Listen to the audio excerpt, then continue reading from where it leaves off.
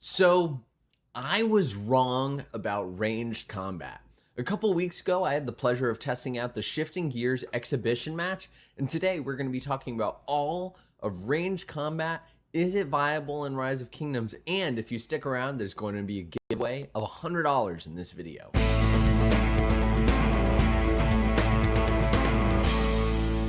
What is up, ladies and gentlemen? Welcome back to another Rise of Kingdoms gameplay episode from your very own Shappy Gaming. Today, we are going to be discussing ranged combat, especially in the Shifting Gears engineering KVK, and what my thoughts were. Now, I'm sure you've seen tons of content of different creators who streamed this KVK, who went through all the different combat and all of that. And today, I'm going to talk a little bit about the event itself and how that worked, because it was a lot of fun and Lilith did a great job of it. But I'm also going to be talking about my observations about this KVK and about ranged combat generally, considering that I was actually able to use a bunch of different commanders and a bunch of different setups, and I really enjoyed it. Now, as I said, this video is a giveaway. I'll hide a little sneak peek in here within the next 5 minutes or so where I tell you exactly what you need to do to get entered into this $100 giveaway. But with that said, let's jump into it. If you haven't already, do hit that subscribe button right over there, bottom right hand corner, and drop a like on the video. It helps me out a ton. So, the way this KVK worked is we had the ability to go in and configure all of our 5 marches with whatever equipment we wanted. This was the absolutely insane setup that I had for all of my marches. It was pretty crazy. And we were playing in KVK, so we had 7 marches with whatever meta setup you wanted. And I actually didn't get into this KVK until about 10 minutes before. So it was a mad dash for me. If you don't like the equipment that I was using, that's totally okay. But we had 7 marches. And so the way they broke this up was there were 2 teams. There was the team I was on, and then there was the other team. Chisgul was on the other team, but it was me, Gaines, and a bunch of other Rise of Kingdoms content creators that you know and love. And I can show some content of the actual battles as well. But here's just a good overview of the KVK itself. So here we are, we're back, and we're going to talk about some of the special things that come with this KVK specifically. So the first is, there is a new mechanic in Rise of Kingdoms where you can actually convert any troop into a ranged troop. And this is partly why I feel that maybe I was wrong about ranged combat in Rise of Kingdoms. For myself, I thought ranged combat was kind of, this cheeky thing that never really was going to take off. I know Mr. Siege is going to be in my comments livid, but when they added it, it wasn't that viable. Now, in the main game, it's gotten more viable, right? You see a lot more people using ranged combat as a 5th or a 6th march. But in this KVK, ranged combat has become a total mainstay. So there are a couple things you can do here within this KVK.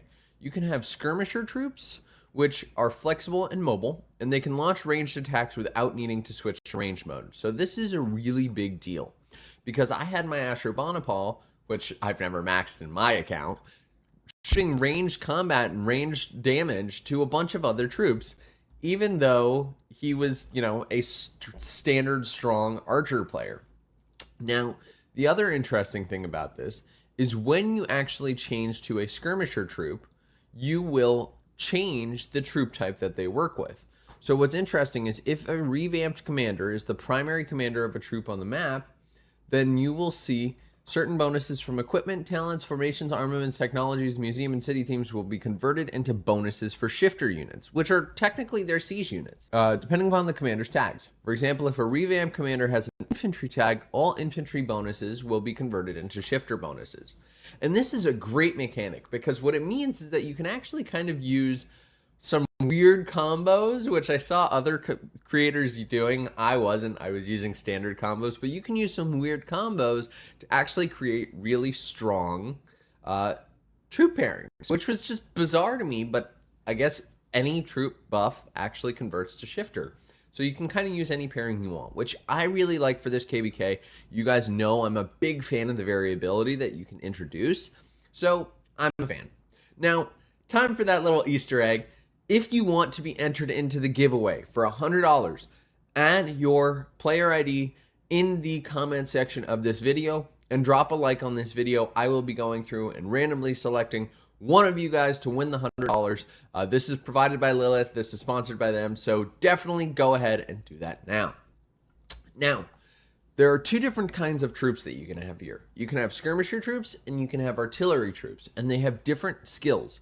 So here's the skirmisher. The skirmisher lets you just fire on random troops, but let's actually take a look real quick at what both of them can do. Now with artillery troops, it's a little bit different from the skirmisher troops. So you can actually set up long range artilleries that'll actually fire way further than the skirmishers. And you do want to use a range commander for your artillery troop. This was my main observation. Now they can switch to range mode to launch ranged attacks, which you'd expect. So you typically do want to use a range commander here, but you do get a long range attack. But the downside is you get a narrow firing angle. Now, honestly, I was using this on my Margaret and I didn't notice any downside to it. It dealt a ton of damage, and I have a bunch of reports which I'll go through, but you also get a 5% bonus to attack dealt. So this was just me going through, setting it up in real time. It was really cool. It was really, really cool. So one thing that I do also want to make sure I cover as part of this is that when you go through and you select these commanders, you actually have to change their skills. So what you'll see right here is you can change the first and fourth skill, whether you're using skirmisher or whether you are using artillery troops. And I believe there are different benefits depending upon the different troops, but these skills are crazy. This commander's troop deals 20% more ranged basic attack damage and takes 10% less ranged counterattack damage. However, their main skills require 300 more rage to use. So I think I went with this one. Let's see. There's also Furious Shot. This one, whenever a commander's troop launches a basic range attack, has a 10% chance to gain an extra 50 rage. These skills are really cool. And what's interesting to me is because you can actually change what troop type your unit is working for, you can also then change what your skills are to match that. So it's really fun. I had a lot of fun going through and playing this KVK. And honestly, I felt like I was doing pretty well. So here's just a look at the map. As you can see, I was on the left side. There were two flags that needed to be burned. That was how you won. So if you were down here on the blue, which I was, we had to burn this flag. And I think I'll show you. If you were on the other team, you had to burn the opposite flag, of course. Run out of time. Yeah, here is just a glimpse at some of the combat. As you can see, it was absolutely crazy. This is the other side of the flags. So here you go. There was combat right here, and we had to burn that flag, which we actually were able to, and we ended up winning. It was pretty crazy. But as you can see, I had my 7 marches and I had my towers. Now, what's interesting is the way these actually show up in the field. So what you'll notice is you have the little arrow tower, and then you have the little circle with the X. I believe the arrow tower is artillery, and the circle with the X is actually going to be the shifters. And so you'll see a lot of shifters here, which are just firing off range damage, even though they're not really actually doing anything, which is pretty cool because they're marching and you can deal range damage just by sitting there. Now, one thing that I wasn't a fan of with this KVK is it was really hard to try and burn this flag. It took us over 3 hours with these crazy setups to actually burn this flag. And that was mainly because these ranged troops deal a lot of damage, especially if you're just sitting there. They deal a lot of damage, and so it almost makes it so you can't really get to the flags. Now, overall, I was a big fan of this KVK. I thought that it was awesome.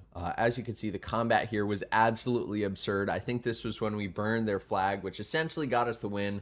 So here you go. You can see we are swarming it. All of my troops are dying. My Margaret is doing absolutely amazingly. And as I said, I am going to pull up reports. And if you just want to jump to the reports, I'll add it to the chapters below. But the ranged combat was insane. And I had a great time, which I never thought that I'd be doing with ranged combat in Rise of Kingdoms. So I'm sure you're all asking one question. Should you be playing this KVK type? Shifting gears was a lot of fun, and as of this morning, Lilith actually announced that they're going to be making a bunch of updates to that. I'll flash it on the screen for you. I think that this is a good KVK type. I think it's fun. I think it allows you to actually go ahead and change your troop unit type, which you know I'm all a big fan of, and I think it brings ranged combat more into the mainstay of this game, which, since they've added it, as I said, I didn't really think that they did a very good job of doing.